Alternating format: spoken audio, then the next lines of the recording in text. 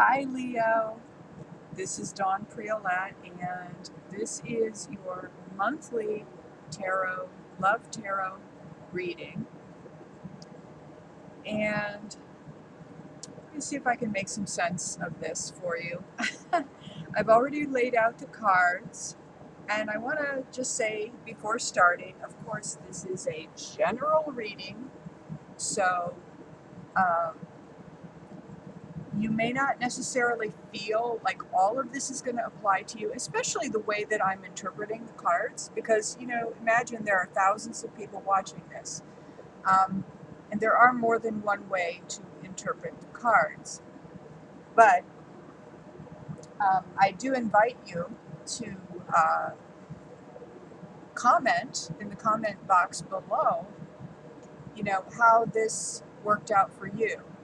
In what ways do you see how this fits into your life? And I want you, before I start, to think about a relationship that you are concerned about, or maybe you just want to improve it, make it better. Or if you're looking for a relationship, maybe you want to know, like, what's my pattern? What's blocking me? What do I need to work on? Okay?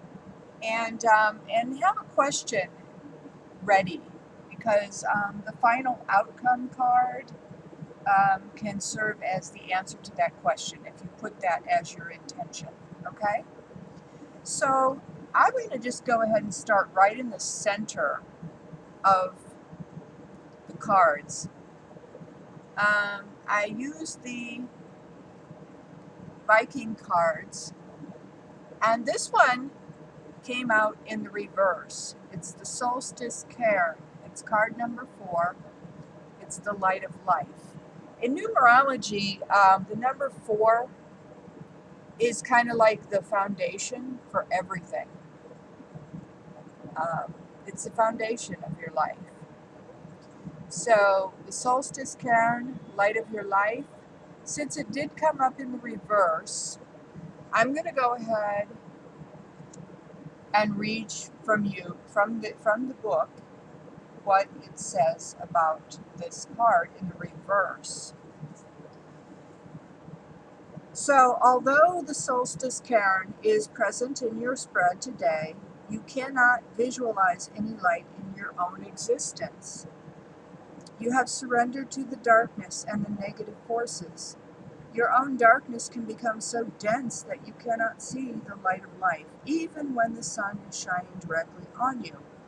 Everyone around you is aware of the light, but that is of little help if you do not see it yourself.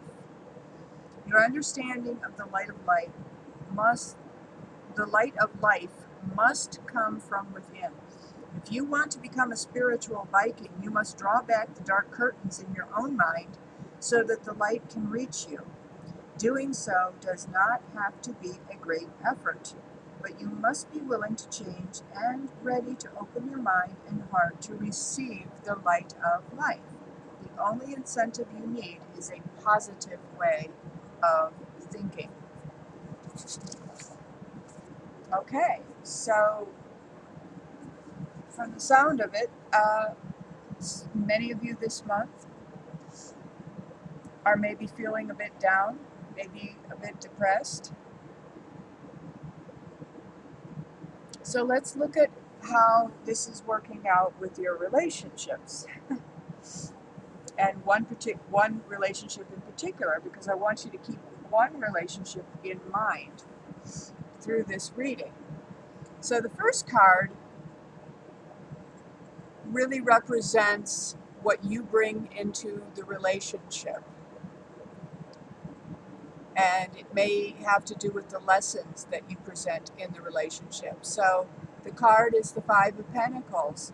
And this is a card of feeling abandoned, feeling, literally left out in the cold. This is a card of lack and scarcity.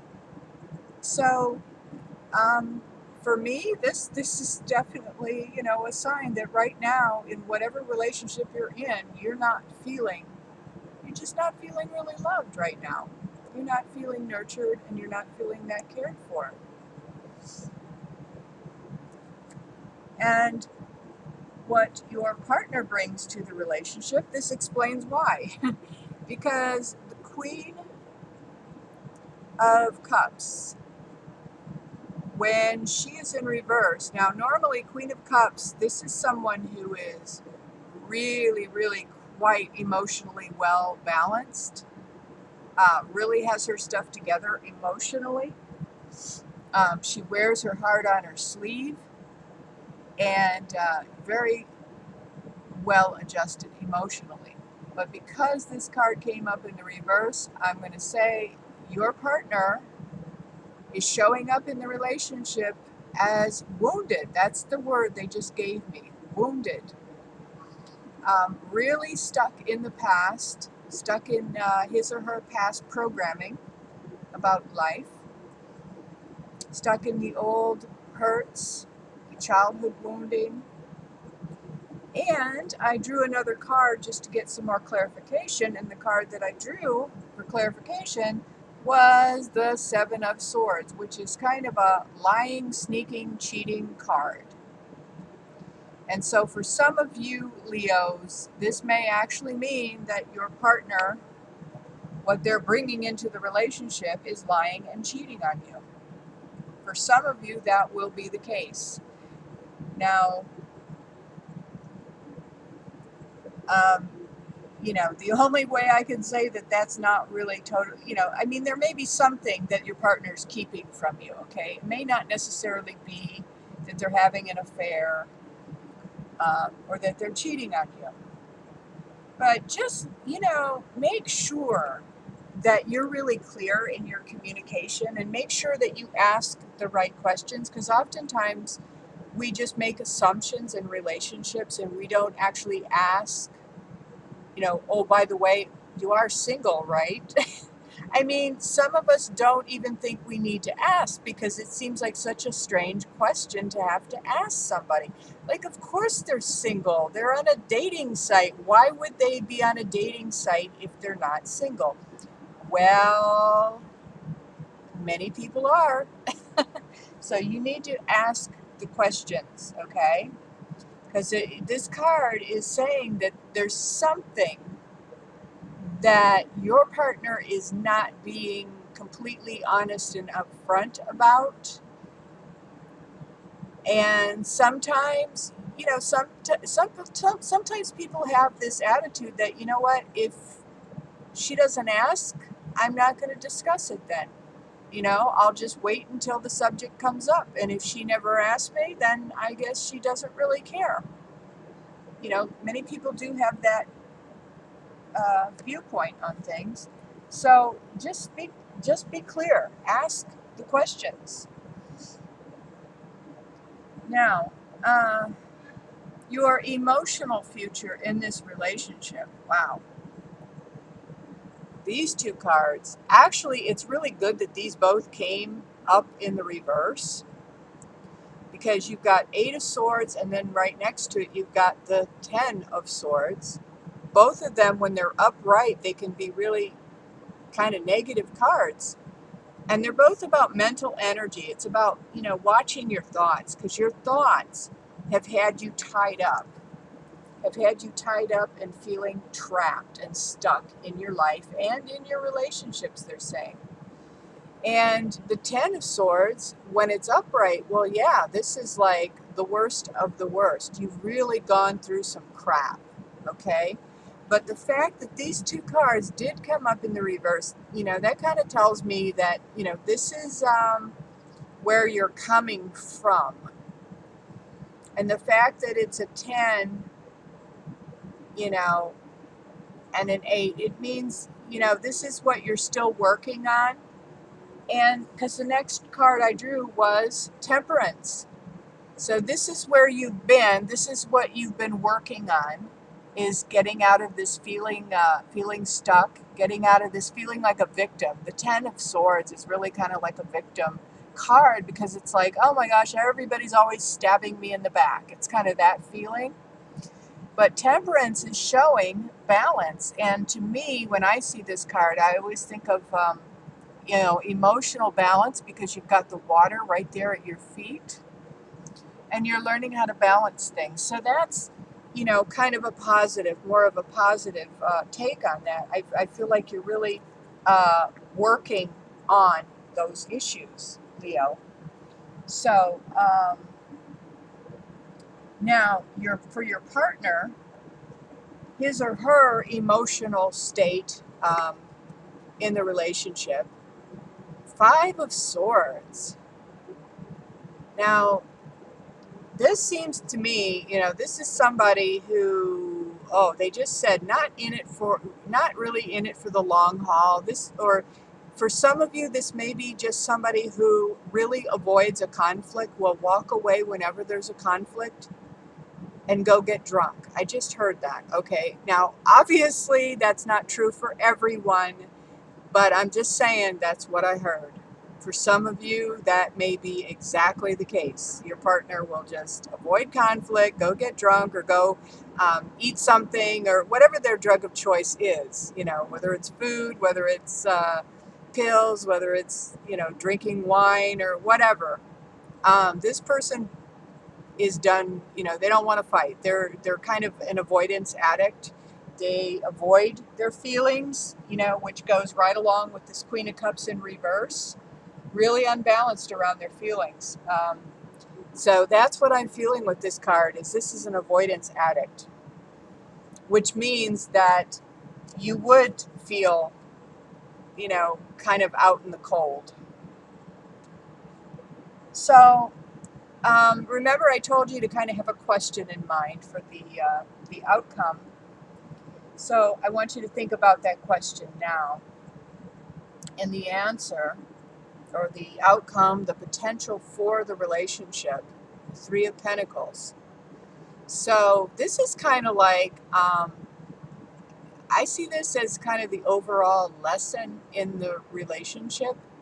This card is about learning to work as a team, learning how to get along as a team, how to negotiate as you would in a business, because this is showing people together in business. But because this is a relationship reading, I'm going to say that, this is more about in the relationship, learning how to talk to each other, how to negotiate what you want, how to set the right boundaries, and how to talk with your partner about what it is you want, and try to negotiate to get more of what you want in the relationship.